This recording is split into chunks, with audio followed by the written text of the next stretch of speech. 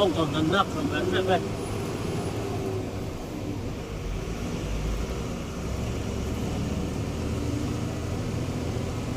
ra nó sắp khóc mày lá sổ phần hia là phần mua tầm như là sắc tầm như là tận cross à nó là đã thành đã được cái tàu này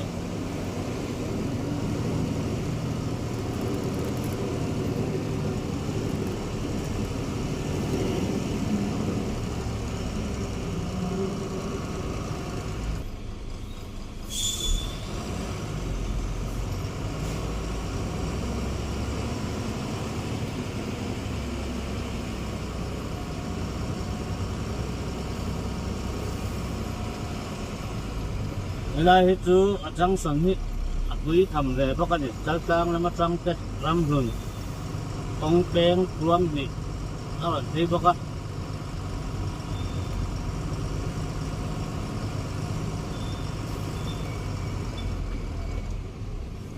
mình stop chết mấy à mà cái tầm đó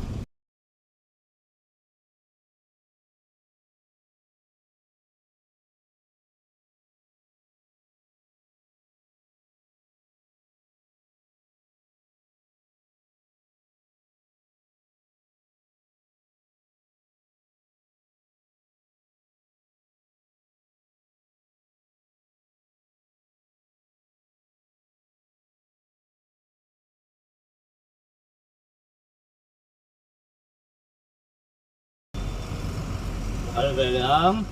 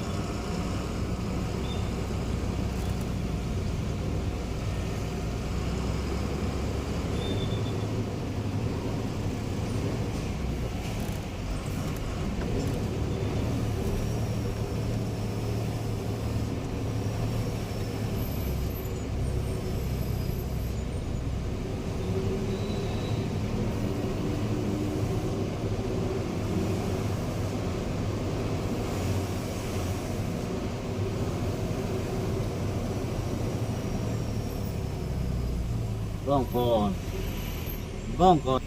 mình đã thêm mệt rồi mình cho traffic là giảm mình sẽ tiến về tù là ngay đó chứ đang ở trong căn kỳ đường ấy rồi bạn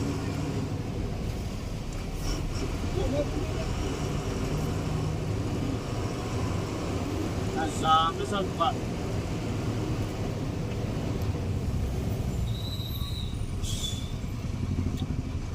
rồi ta cái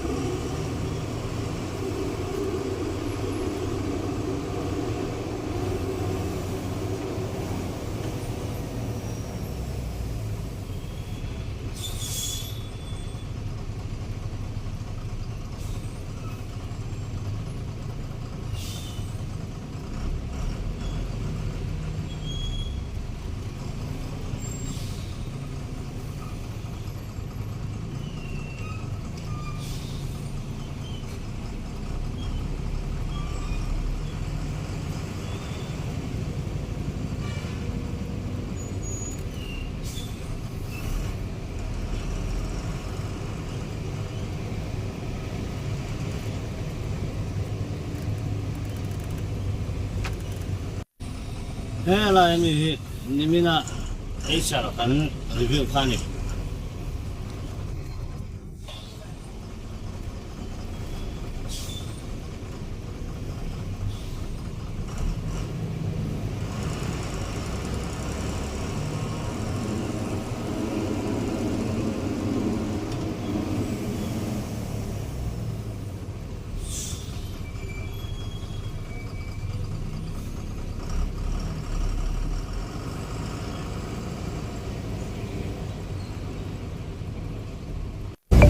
Herahi Ores nakwal kanya.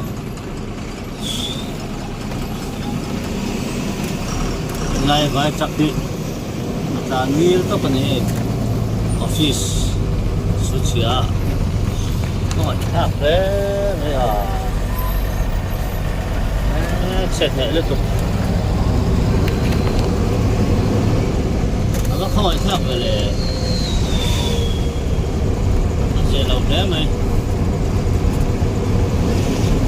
sẽ mà bọc để về chia đi amma tadi dalam mangaya dia dalam mangaya mah mangaya tahu akala mangaya mah suaya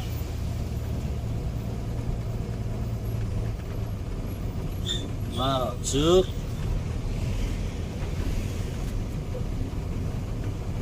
biar ni so lại đấy lấy cái này second gear ini suka ni karin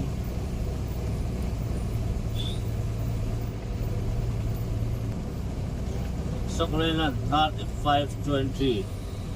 anti kani alam na ngayon motor 5.6 liter tau 700 Newton meter tau siya yan pero ngayon lang rin si at sakya may niyan dito tinggal keruk ngayon lang ganti up ganti suan kay tata ako yan yung 1618 PS3 ho keruk ho ka takaw na kan tata peso pati 3118 PS3 jing katoy ng marang ni suan tutisi tata kaya tutisi nga tingin keruk ho yan impor ang zatan impor law ganti rin kaya Urta saya sawagem nanti tebo ka ang puro na san pagkatasuan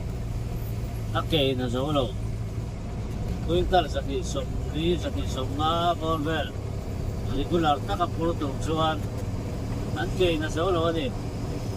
sumini wang suan ay sel hiaw ben ani rena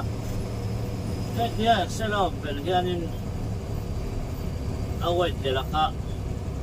ini ay sem darah ang nama white door alay white door ano nga white door baka adaw to kan inake daw to excel tamiyaw bakan ako ya makan repair din law kan ang purwal taksina ni to dia daw so ati maya tinakan hanzona kesi ng renpo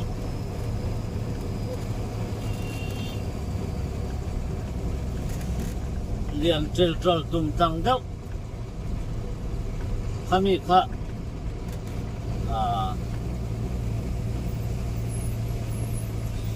tiro tayo lang kami tumtang daw natin kaso kami ang ko'y tao say daw tak sila kami ka del sila adel ka na daw taso kami so mayroon siya away kay semrual so bang cuan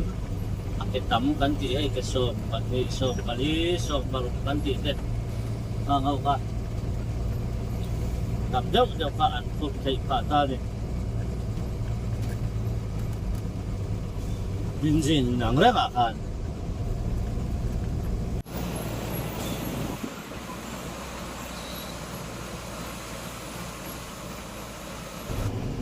dari receba Real ano ni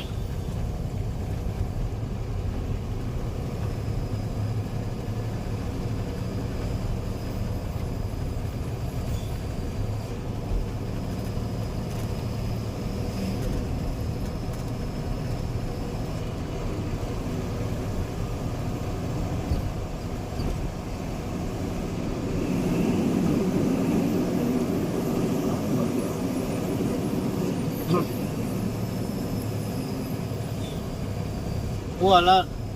kaang na imba ka ni alas sa vol to ka to bang chuan mong sukte ka dan ni kawa na la chune la zo chin ka tin ta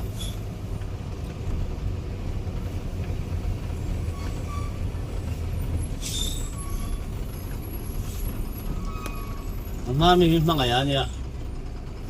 nata sala maging ka ala tunga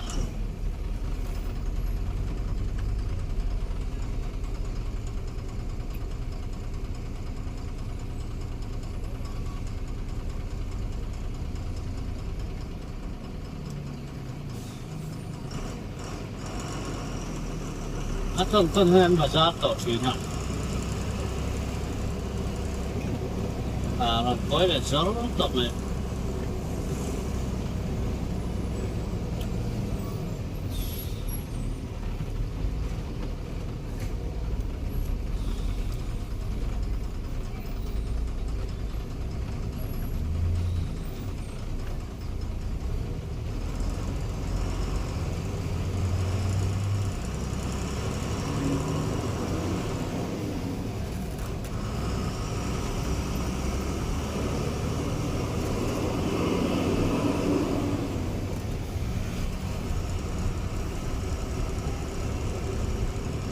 lihat deh nih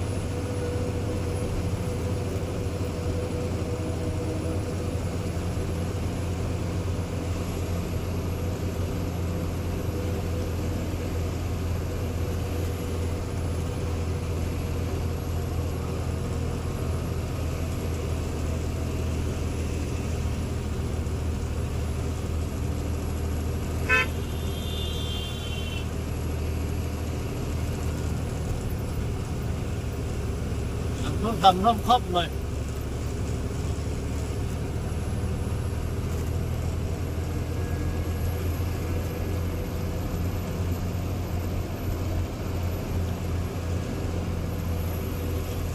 không mua là tôi mình phải công suất rất rẻ bây giờ tại bên ta trên đặt đi không mua là vì phải lâu như tập đấy mẹ và có là về làm chỗ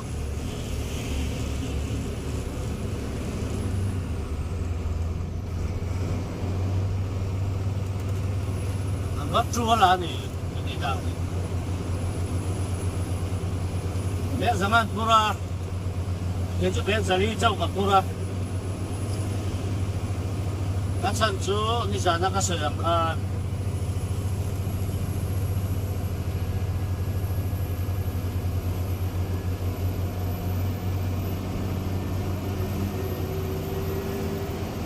nó sẽ tập hạ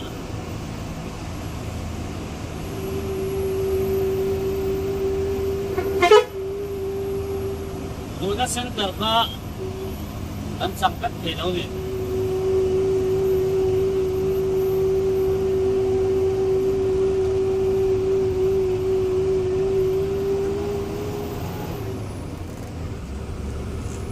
Bangga. Kalau ayak, kita lungkutin Kan về mấy này biết rồi mày hiện ra thì cái sự phóng trình học phần xe này mà phần sản xuất tụi nó biết sức sản tại nó 950 Newton meter rồi biết thì mà hiện ra cho BS4 áp cái đó này dù bằng cho nên mà hiện ra thì mà suốt mất chuyện thì biết đâu ạ engine ni pui mai ni 7.2 liter ania engine oil po pang me engine po daw ang yak ania mase kay ma hin chuanin athian ra kan motor te tuanga athara anga kan tu lu khop lo na kan nei lo pm tur chu ni lo mase una rin chuanin BS6 te BS7 po nang mase ang motor kana du uzok ti top na yan athar kan nei thei lo chu tur sat ni se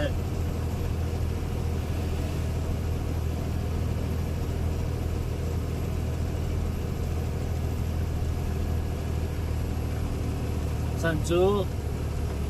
motor ni so na hi han thak thut chi kan ni me lem lo wa hello number si kala har deu ni mo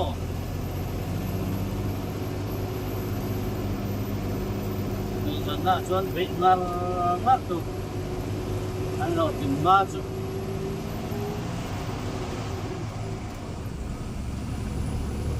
yan ra mà chúng ta chọn về sẽ làm tiền khác lấy xe cái này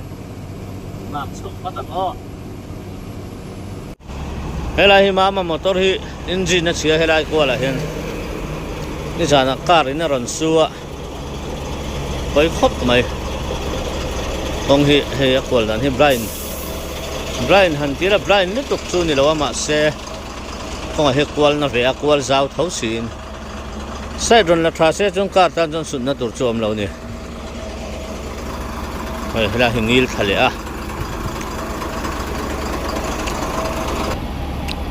ta mangai motor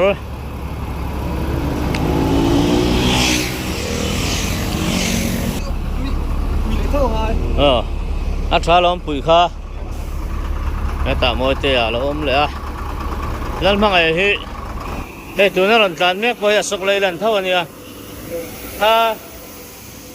ha thì one eighteen hậu BS4 super anh thì hậu chỉ khăn này khi ngọc đi sắc anh mà tao phụ trả chúng nó ít đóng tắc anh khang để bỏ ha hay hi sọc lấy lần 3520 anh đi đánh din này hi giao hiếu chôn cả sỉa ni pot don suar to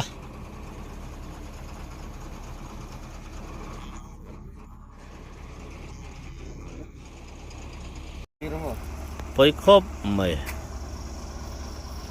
mà xe engine hi chu Cummins 24 valve vek khania boina pat ilo vela chu neng ma boina om lo ni MW ni wang hian neng ma boina om lo wa chuan nó siam manga thavele mai don ani engine ta chu motor chu siam kalania wang cho nó siam thavele mai ang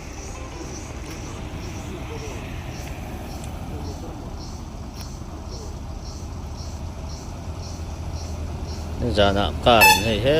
la hi ron suwa koi tak ani zia lo khop mai hay hết ta hết uma lo mà lo thang về chứ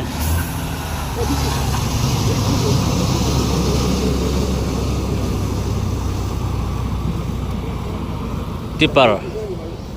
2832 kan ti kha 1200 newton meter kan ti kha mo akhani 1120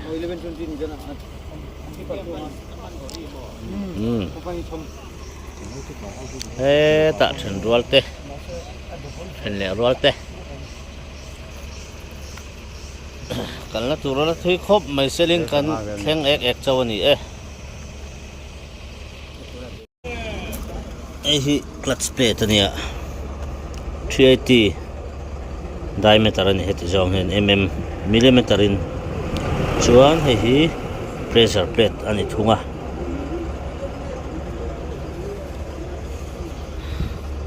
pressure plate chu hei tlem tam chu kang ve đâu ni mo thâu na mà xe la tha i ton gear chu sang song in lok bur thunga sei lu tuk lo mara chu pinian hi lian em ani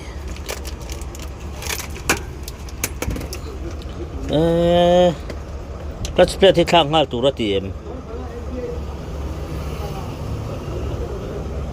thak chu avat thave thang ngal lo mo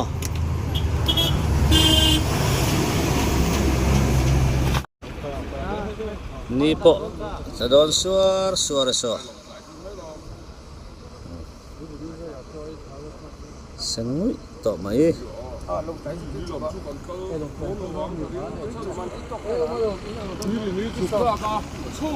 so buru kan iho bo do bok den tha ni sa so puru le man to in kal ru ka ti na jok min kal sanang mo ni tuang takin bakal ro ni san chu a ka duang pa kai pui man lawa ma sai tel bot thare bur khan ka sia ma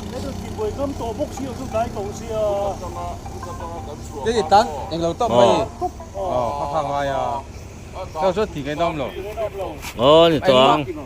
anh mà chiếm rồi em chiếm là bằng phổ ruột phải không ạ thôi lại mà vật nắp bị cấm rồi à luang đâu kal don yo ma puyo panikan sa den mo à ni hi long tlai kal turan nia hey Bharat Benz cái gì sang tiền BS6 running velea 3523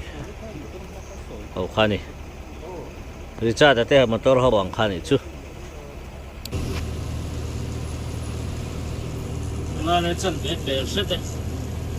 ring kon tan theng chawa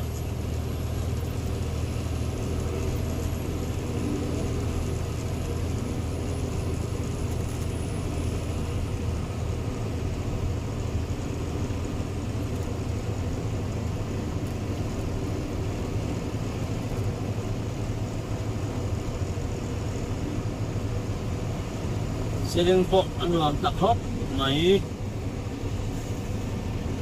ni danga yung lerot lama an sau singa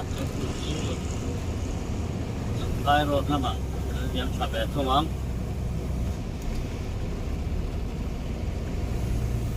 as buti chu ada po jet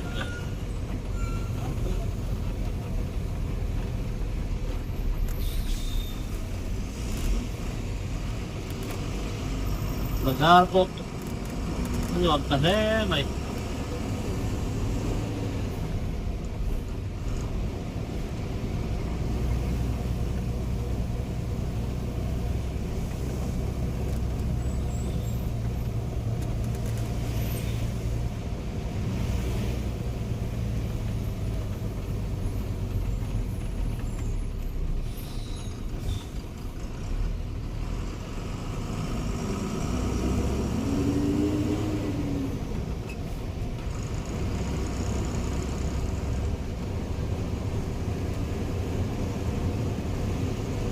siling kanper sa dila o siling kon kanper sa ni chut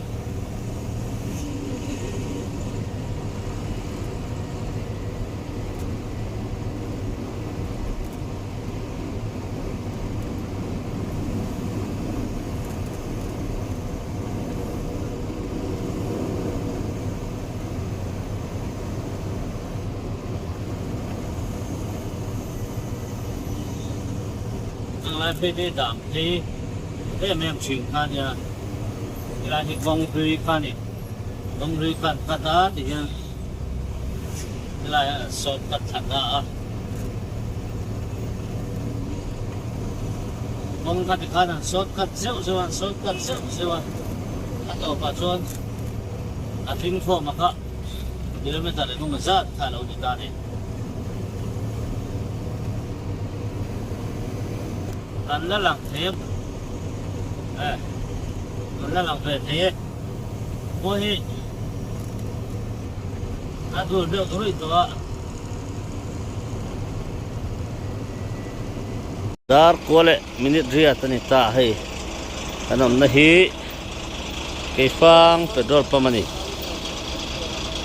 Keifang khua.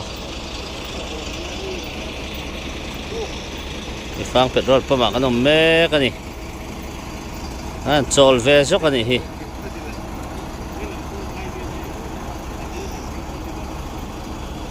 Một suốt cả nó mềm. Ông là bé phu. Lẩu mò. Để chứ xin tàn thấy hạt trái em. Ồ, hạt trái em. Hạt thái. Hạt thái. Hạt chứ. Nay bác khảo thằng rồi nghe mà lẽ nung con tỏi là bóng. Tỏi đó là đấy đấy. Thành là hạt trái lom hiêu anh chứ. Nay bác nung khảo thằng. Thì quang pam. Dar quả mò. Cô bao bụi rồi. Luang te kan kalchuan. Tục luôn. Dar za ta kan then theng o. Xin lỗi khaju. Soi thiam mahar. Motor tuan le tu bo. Em pon ni se. Kal zel phatila mut chua pon mut mai tur. Ha mut chuak chunga khal chu hlawm o. Din top mai tur. Mut chua chon din top tur ma soi tu chon. Dam chung motor kan khal lon thau. Vậy puarom ping ping về. Try puar mi. À các khor lệ khăn ấy tổ đón lẩu một cái à ấy sầu. Là linh nhẹ là mua trái chắc đi xíu. Các khor lệ khăn ấy sầu. Trong trái lẩu chắc đi xíu. Thế bộ trong trái lẩu đi. Ê, vẫn nuột mấy. Tụt lại các chú. Dạ. Ngày ông khóc mấy. Anh duy dul na tụi ông tọt thuyền là ba anh chị thuyền khá. Mà chơi tuấn trùm chú. Anh duy hậu lệ thấy lâu mày à. Lẩu mắm khóc mấy. Trailer. Hey hi. Nghe model O còn anh nó còn 4018 40 ton 180 horsepower thôi này horsepower chuyện ang reng don ti na niya chuan engine a hiam Cummins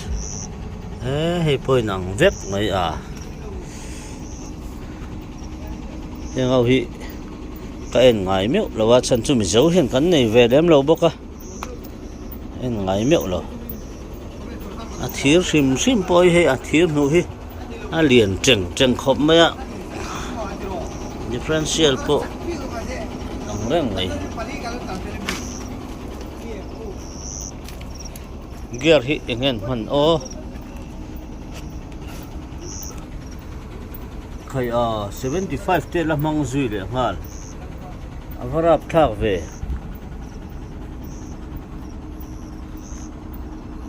hi review tura kan ngai ni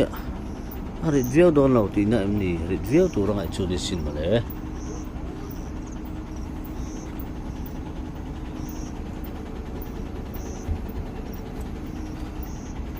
tui trúc khóc mày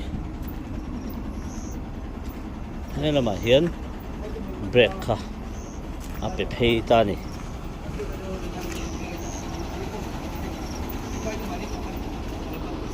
trailer tôi lại đi răng châu nè break châu ha và control pui tị na nè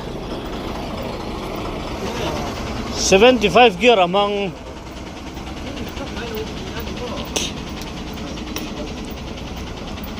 anh yang 75 gear ang mga tere ulit hey differential po hi alien low ang tahaw ninin ang rengalom engine ni se 180 horsepower thaw ni box ya Tingay gear man 75 masih an pur dang oh baya oh kinna capacity 380 ka zatum samriat 380 850 newton meter ania engine hi 5.6 liter thaw ni engine chumo ai nang reng chuan horsepower hi 180 thaw ni ama sona inject thaw mo 180 oh ab local load capacity kitna 35 ton का हाँ 35 ton 35 वहाँ 35 ton total गाड़ी का वेट है gross weight 500 45. 45 to 50 45 to 50 ava bui về mo a gross weight to 45 to 50 nia 75 gear among किधर लड़ जाएगा? gear खराब है क्या gear खराब नहीं ऐसे रुका है। 75 हाँ, खराब नहीं है हाँ। आहा Rest. अच्छा है Rest. 850 Kerala Newton tingin- meter nia 180 local horsepower sa engine cukai mani nai nang reng 5.6 liter thau nang reng differential po ay nang vek ani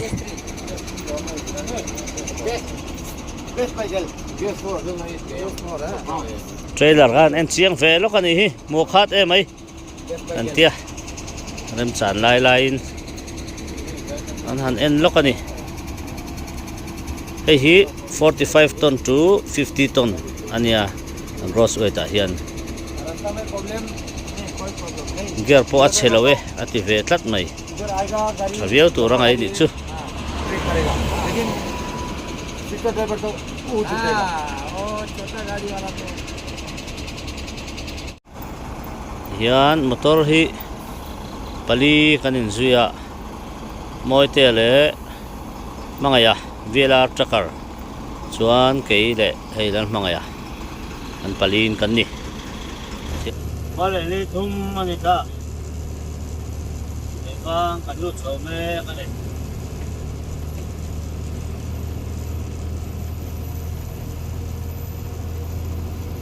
dan mangaya ki 41/7 na lo mga tata ali na lo sak may na chan ta lo dia 5.8 ratio về là gì 41/70 chuan cái này thì 41/6 là 6.8 ratio về là gì chuan mà cái đó cũng 37/8 là gì 4.4 về là gì anh ra hết thì chắc là chỉ có đâu nhiều đâu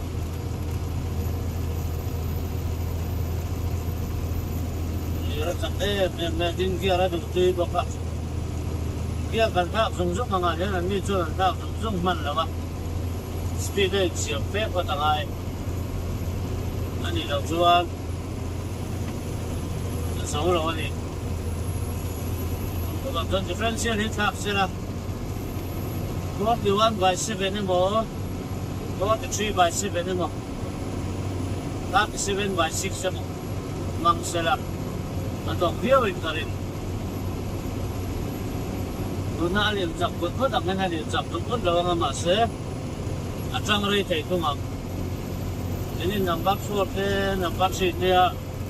an sud ngar thei na hen ni ton an sud thei to sin lawa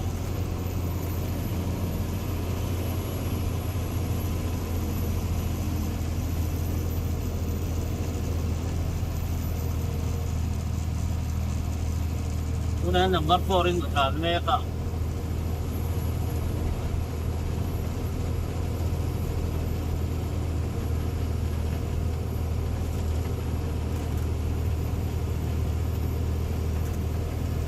the steering no me na ju steering hi ane me dian tin kadin toy par mai ni me no toy ha dam thang twin steering à chuan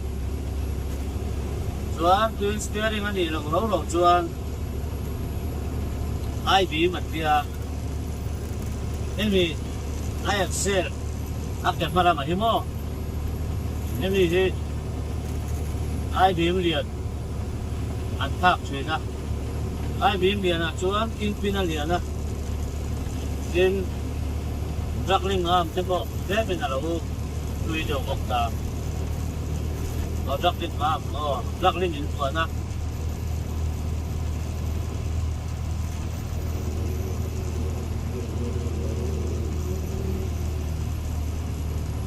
cái phang còn đang sống tại đây mấy mà lẩu em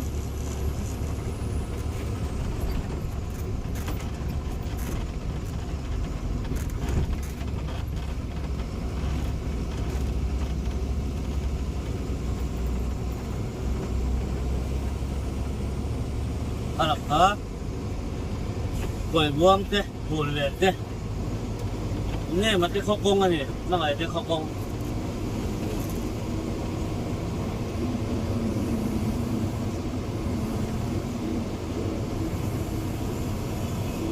đi qua hi đây là hi lên tận đô này thế là lấy tận hồng đô này lại phản hết lại thì mà tôi khăn tổ đồn xuân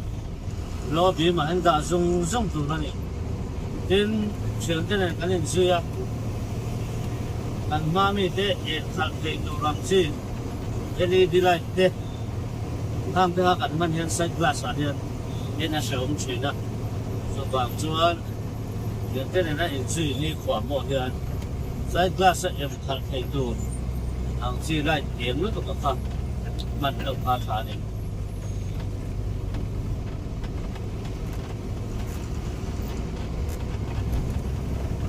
vậy nên nó sống chuyện đâu thì thế đấy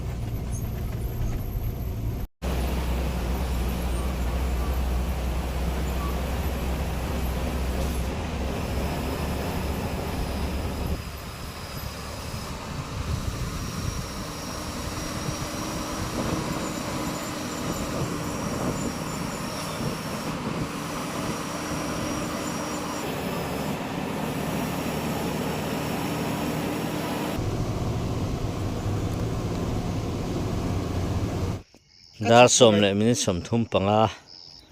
nung lam kan hak lok ani sufa ngai lo ne number 3 berin motor number 5 adu mase he apang lai thi vo le ve ngai ni he le ngai e kiran lai thi tunga ran thang ma ya ni mo anyang mahindra rit lat ama hindra chat ma ya ran thang chat thei mỗi tệ lệ tôi khá cần chuyển ba phát ta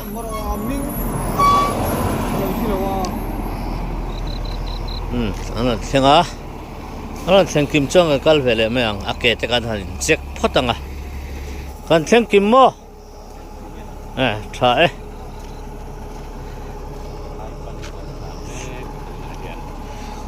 xem kim tội nghe har sana tên rồi nè hát sân nào ông tổ lỗ mò chặt lâu chứ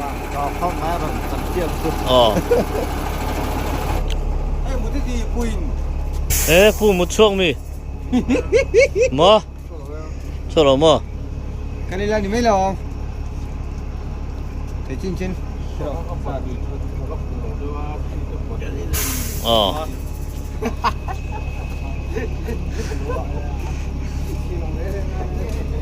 apang lai chu so vo bel chu ngai khop mai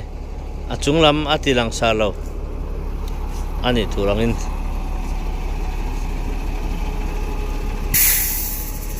anuam akor thak lawah ti hena hlim om thin em ani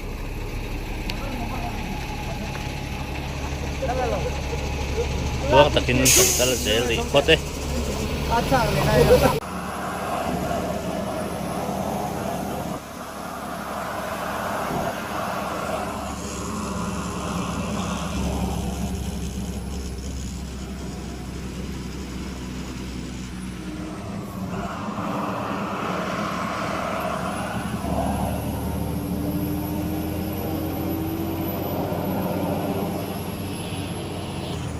Hey, 41/7 zia nia. So đâu lúc khi ati thei thot lo ni rit bol chuan. Ali ra chaka wangin. Chuan dekinan ratio hi atiam chata. Ratio sang ha atluk thei thuyền lo. Karo chu number 3 ve ran lak fu ve to chuan ali le tur atiang khani. Đến tel pinian te hi tharuk dana te che kangai thi ani lo chuan eni chu hei tuna po hianin the differential hi kum chuang ka mang to a kum tha chuang ka mang to a ase kala check mi lo ni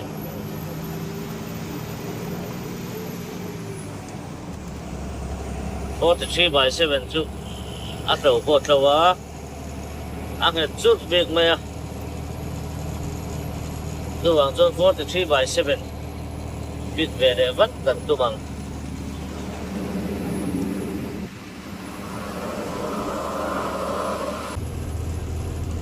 so pakhat le me som thum pakwa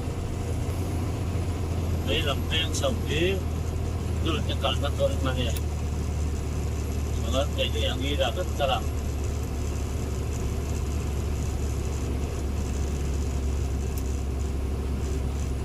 ne la ikha na bo la ubi ka rồi sẽ là cái tờ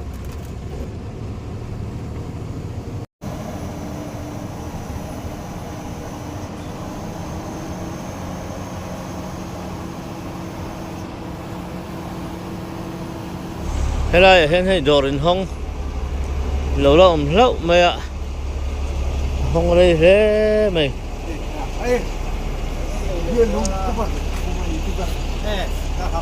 ơi ha khá lấy cái tổ ngay thật em có thật dần khát tấp hình chút thà đầu ăn nào nắp tung như lên cần một lệ sao mà thế này sao mà thế rồi đây là một lần nữa mày có thể là không trép ra cần điểm đó nó nula ni lawin ka siya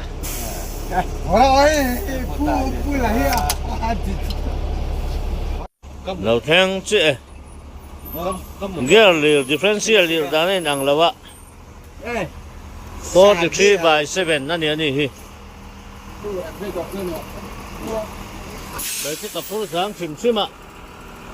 tôi bằng tôi nè tôi chuyện lắm chứ rồi bên rồi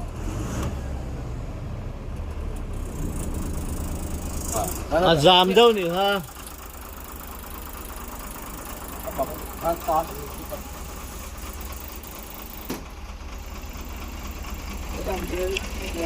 đây là những khi ôi nhà có mua được không ai Imo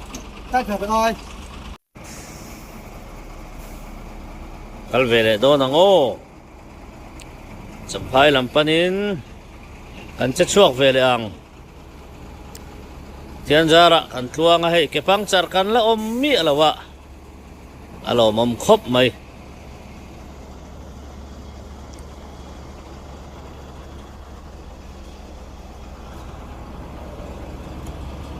ke pangchar hi chu tihan han ni la alo simaya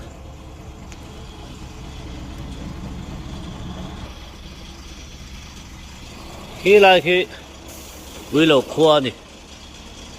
khi karen anh atlem đâu hết cả một tắc thể đâu à sort tùy po hi ăn chu vào lâu mình pe nó căng hen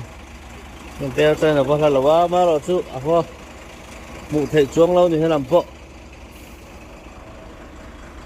mà sẽ hay con bụi trà lâu calcium hi mà sồn nó đâu bụi tắc anh đi alo mong khop mai tun ma kong te em thin kha kong lian than tu ka an kal thei ta alo mom em ani kal ve de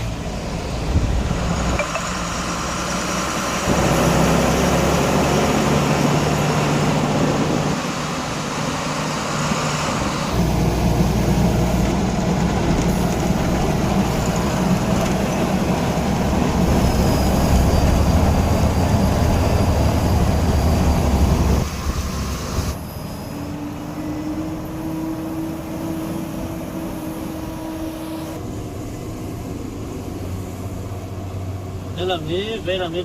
con rùi làm lụt nó con làm lụt nó này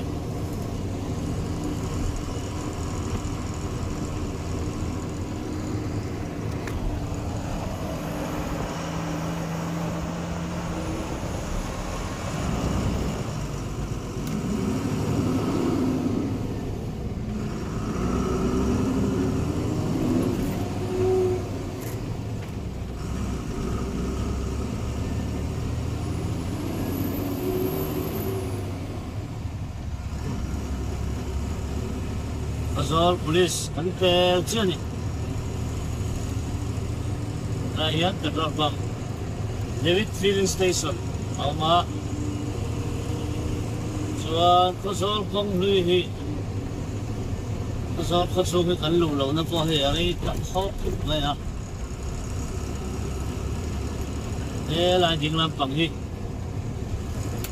Kazol kong hlui om na lam Kazol khachu kal na lam kha ni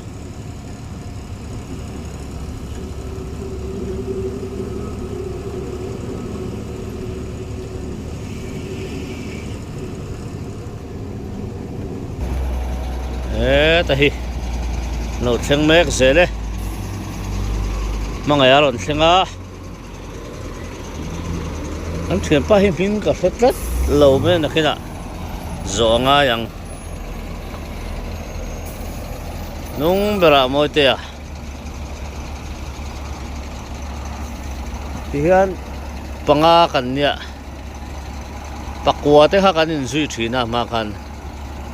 helai kan o chin ani hei dal mangaya heta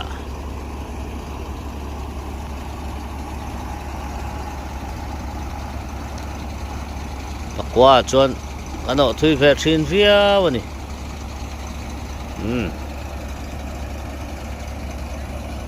helai khozol daya hian kan riak don ani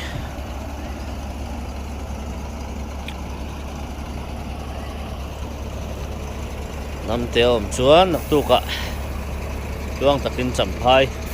thleng thei tura in be seyang o so lai son I love Mizoram so en lokang lai hian hei I love lem Mizoram hi oma an la zo lo nge ni lai tan fit ve tlat lo mai he chu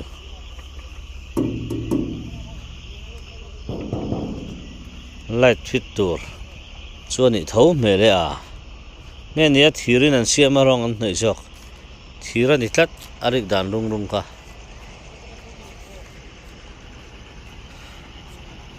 I love lem Mizoram ni hi love tak ke chu alang asen ani alang fiare tuk lo ni hi ti chuan kan soyang khan helam hi hemi velam panga hian kong hlui kha ma khan khi lai khen police duty na kha om thina tuna chuan he tan in son thata a arem khop mai hei soyang khanin kong pui tha hian ma son na kengtel na sem em ani alom om khop mai hei bak a hetiang ang kong hi kan zoang ti ngai na reng po kan sengai lo ni ti hian look is policy arong kalpui hi athakop mai amara chuna kina hianin indo te hi chuakanga atuar na sa berber kan niang te ro chu na hlo om khop mai hian helai hmuna hian kan han mu ve don to ange dar khat le minute somli le pariat anita tui takin tum phat meang o singa dam takin tho be seang le minute somli pakhata lungwar kan seng chawni hei ma hi chung tui hi tin la de wa lo kal don ni helam hi khozol khachung he lama champhai mangai kha apura hu ahlau tu ka lo vakalani man thau no ma pian zara ni jan tui takin kan mu kan lom khop mai kal le to ngo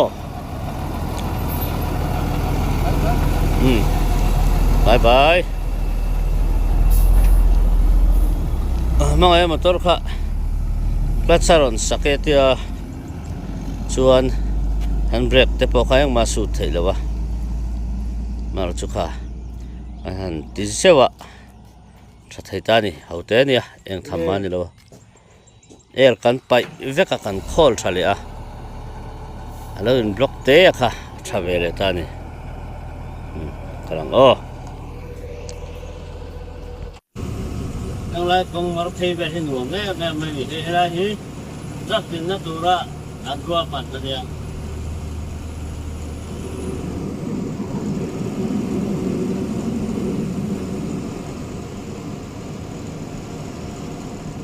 Khai ram pong ang chuli xe chun tangkai nga tangkam na po ka. Ini rama chuanin hotel te om ngai lawa ti om ngai lawa.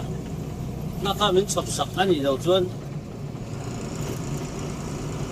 Ang chot hanam sa tiya ka ni maya tin ba ka saan diya te. Ani le maya. Mi ram chang tang sok te ang diya. Toilet te yang kim này thì bây giờ rồi ngay tôi thì sẽ lâu ôm vét trên xe chuột sau đó thì video chặt tắt anh đi là linh tắt cái tiếng chia tới con gan tùy có được son chặt được tiếng sẽ là chuan anh học tụi thế bên darin mo để gan đi ta sẽ là ba tan thì video chặt tắt anh đi bóc nó ba nhưng cái này chặt gai và cái ta có alo mình nói thế mình bóc xì à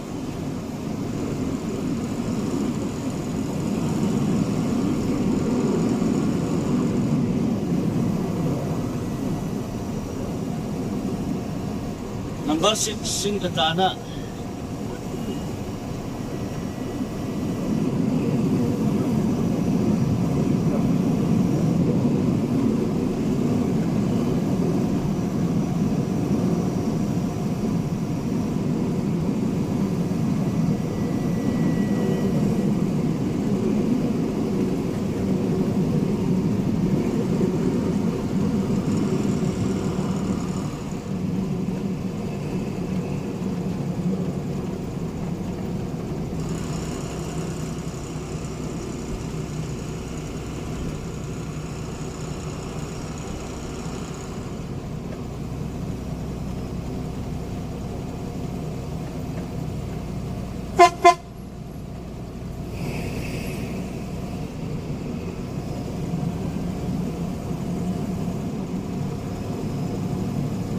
ano para ka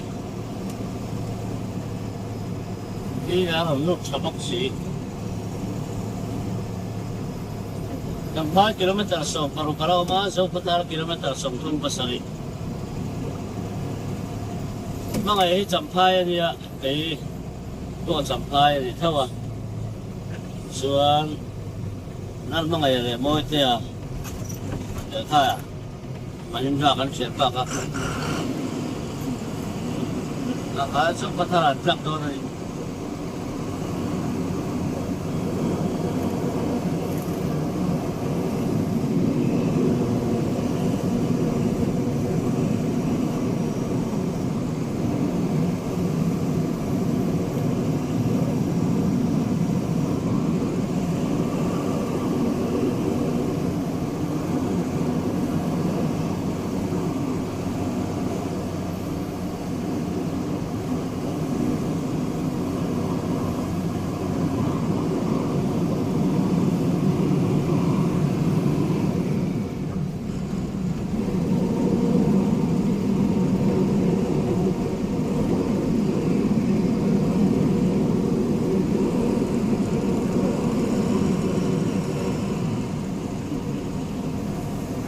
lahir tuwi lay ano yun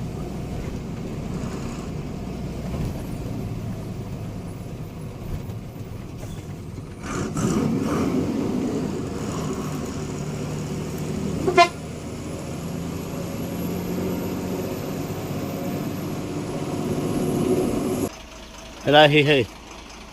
view at hangang ay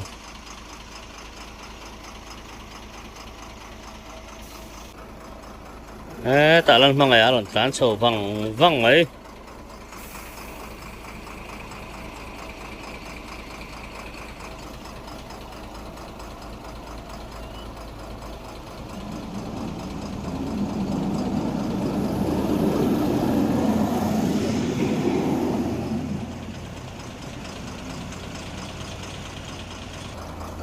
tạ môi tên lòn sầu về đấy á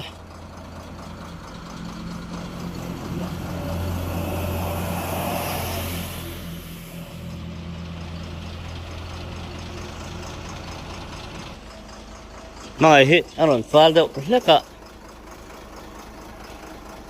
nalon lang chia lo ni ani chuli ra chakaron thleng chho wa dang ko khola ko lang kal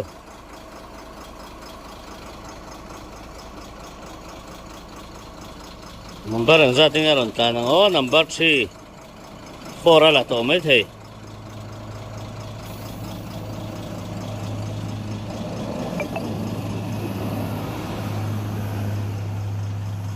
duy vàng ô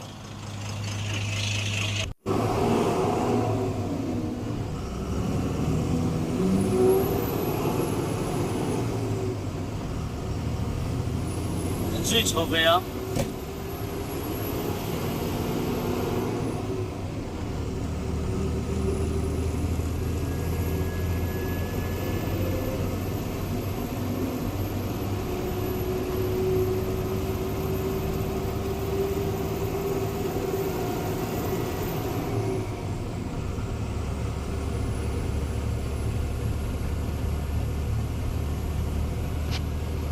Riêng nó biểu sẽ thợ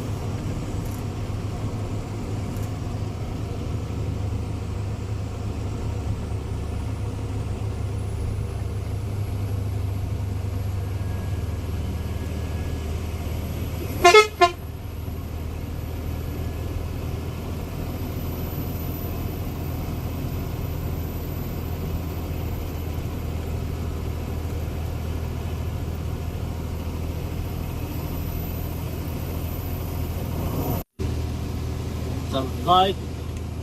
Welcome to Champhai. Hello, Jitai.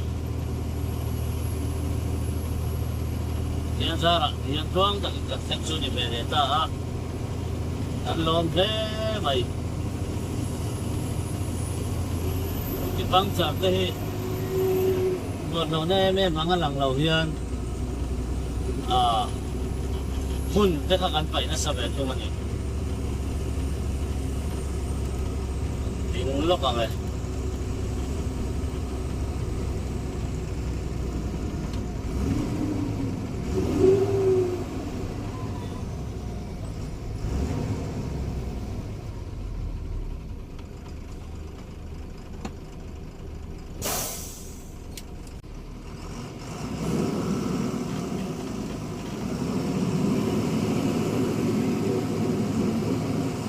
cái này điều gì hết với mỗi em ăn đi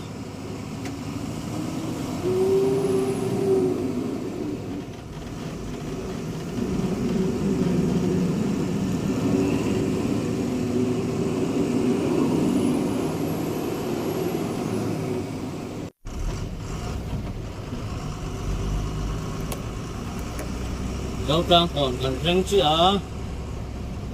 đây là mảng cua cho bằng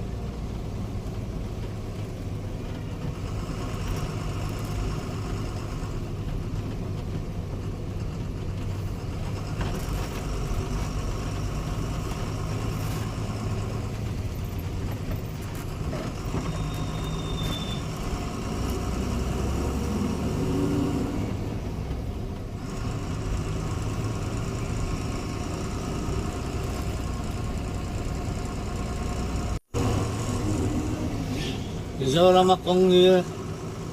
tụi em lắm cả mê này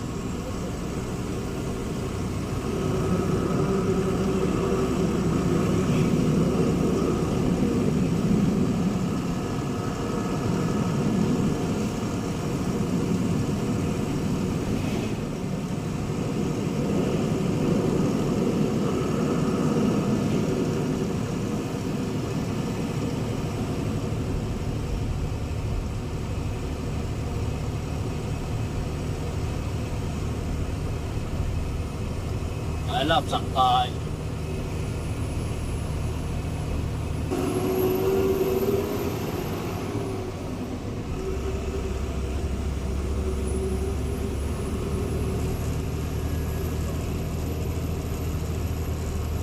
Nếu chẳng phải chúng ta sẽ lại chia là bỏ tập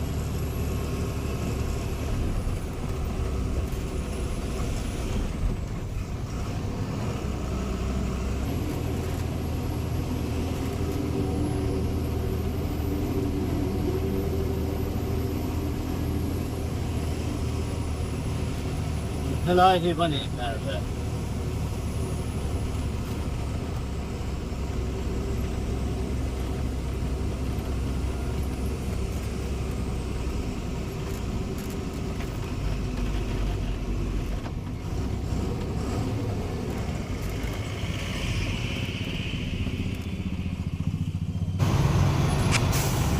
Dah kuala ni som pasari. Ania wen hi April ni som pangani. Ni Bethel ko na. Ai nan lot pe me ka. An lot zo hian.